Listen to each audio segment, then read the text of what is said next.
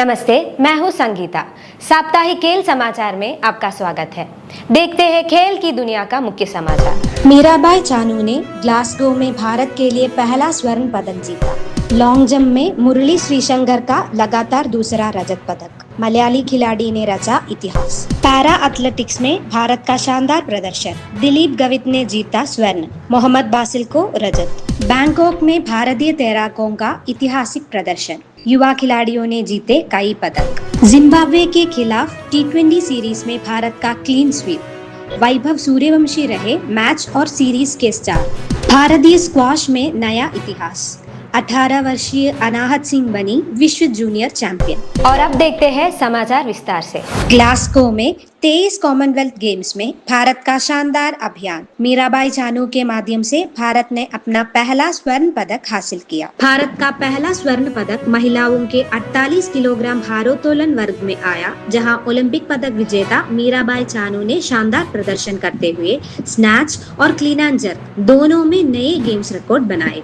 उन्होंने कुल 190 किलोग्राम वजन उठाकर नया गेम्स रिकॉर्ड स्थापित किया और लगातार तीसरा कॉमनवेल्थ गेम्स स्वर्ण पदक अपने नाम किया। पुरुषों के 60 किलोग्राम भारोत्तोलन वर्ग में पदार्पण कर रहे ऋषिकांत सिंह ने स्नैच में नया गेम्स रिकॉर्ड बनाते हुए रजत पदक जीता। उन्होंने स्नैच में 121 किलोग्राम और क्लीन एंड जर्क में 143 किलोग्राम कुल 264 किलोग्राम वजन उठाकर यह उपलब्धि हासिल की। पुरुषों के 65 किलोग्राम भारोत्तोलन वर्ग में राजा मुत्तुपांडी ने कड़े मुकाबले के बाद भारत के लिए दूसरा रजत पदक जीता। उन्होंने स्नैच में 126 किलोग्राम और क्लीन एंड जर्क में 160 किलोग्राम कुल 286 किलोग्राम वजन उठाया। वहीं पुरुषों के हेवीवेट पैरा पावर लिफ्टिंग वर्ग में जंदू कुमार ने 190 किलोग्राम वजन सफलतापूर्वक उठाकर कांस्य पदक जीता।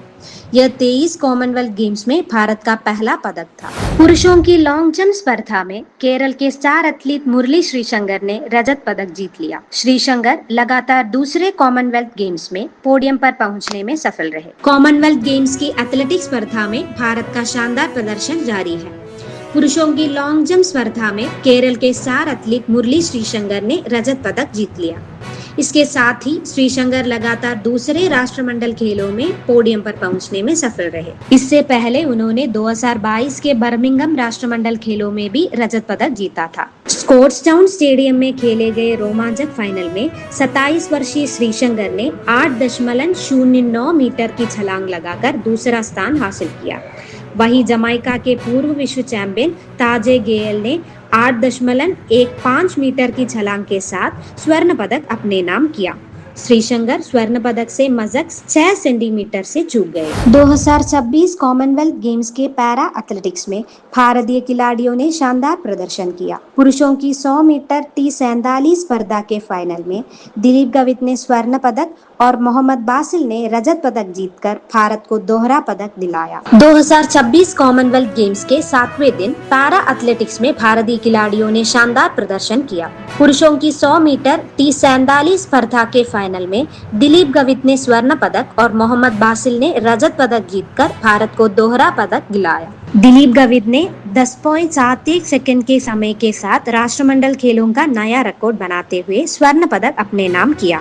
इसके साथ ही वह राष्ट्रमंडल खेलों की पैरा एथलेटिक्स स्पर्धा में स्वर्ण पदक जीतने वाले पहले भारतीय पुरुष खिलाड़ी बन गए। वहीं मोहम्मद बासिल ने 10.83 सेकंड में दौड़ पूरी कर रजत पदक हासिल किया और भारत की पदक तालिका में एक और उपलब्धि जोड़ दी।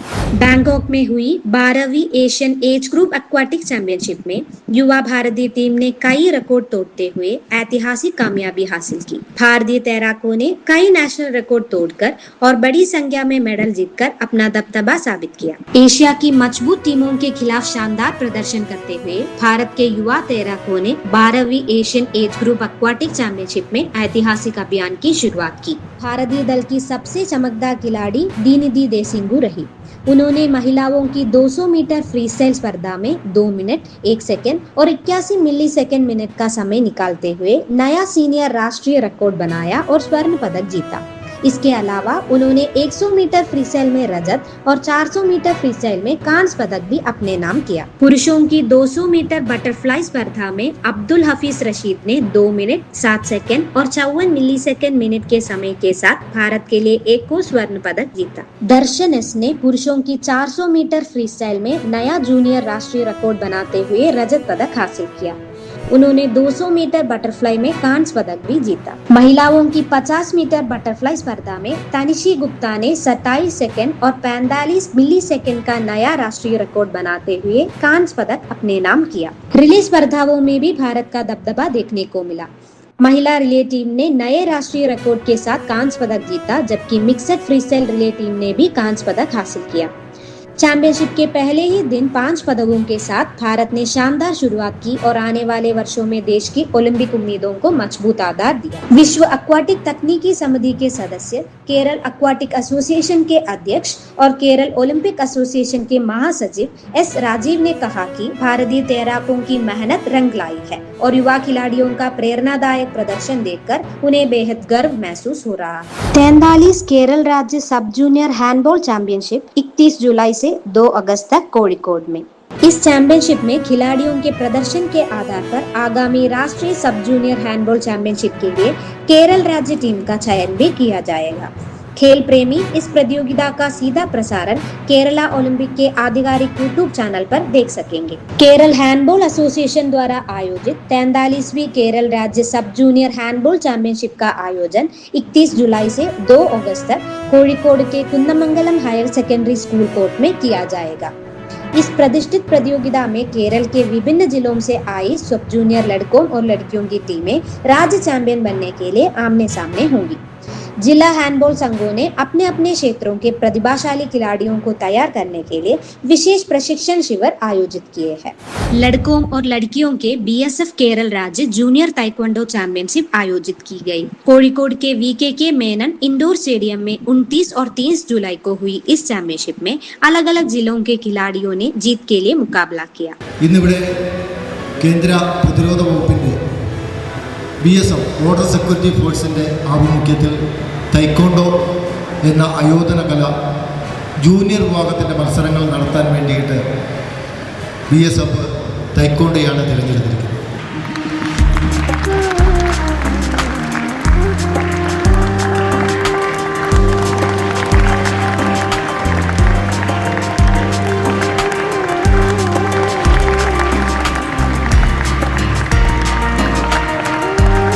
Junior State Level Championship for Taekwondo is being organized by SAI as well as BSF jointly. You all are participating in it. It's a great occasion. It's a platform where you can come up, you can show your potential. This is the beginning of your career, from where you can reach the sky is the limit. You can represent the country and you can become a star in the international forum also. With the sports, you develop good health, sound mind, sound body, and the sound mind, sound body will naturally nest a peaceful environment in the society also. So with these words, I once again thank you, the Taekwondo Association of Kerala and the SAI for cooperating us and organizing this grand event. It's a best platform for all the children. You can prove your potential. This is a platform for your next level, and this will continue in future time also. BSF will be always associated with in sports activities in the state of Kerala. And thank you once again, everybody who all are present here. It is both an honor and a privilege to be a part of today's grand closing ceremony of state level Junior Taekwondo Championship organized by 131 Battalion BSF as part of our Diamond Jubilee celebrations in collaboration with Sports Authority of India for engagement of youth in healthy activities under Sports for Peace and Development, flagship program of Sports Authority of India under Spandan League 2026. At the outset, I congratulate Shri Joseph Guite, Deputy Commandant 131 Battalion BSF and his team and Sports Authority of India and the Taekwondo Association of Kerala in conceptualizing and organizing this magnificent and inspiring championship with such professionalism and dedication. The championship has been for more than an inspiring event. Over the past 2 days, this arena has witnessed the triumph of discipline over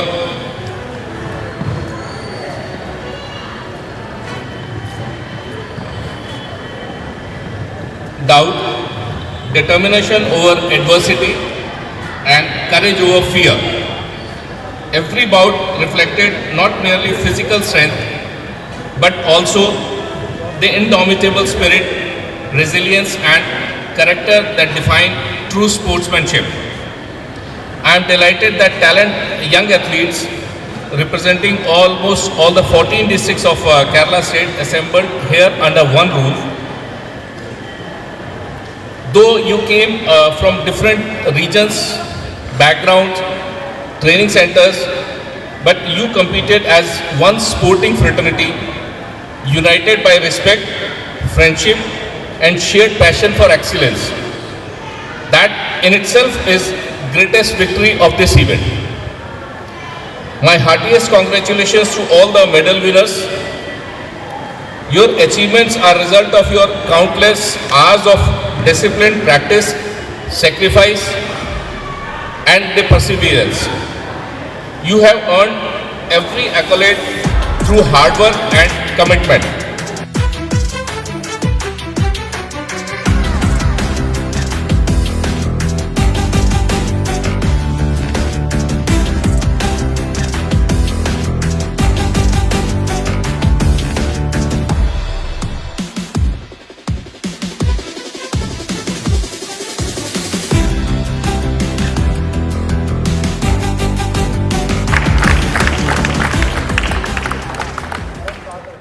और भी ताज़ा खेल खबरों के साथ मिलते हैं अगली बार, तब तक के लिए अलविदा।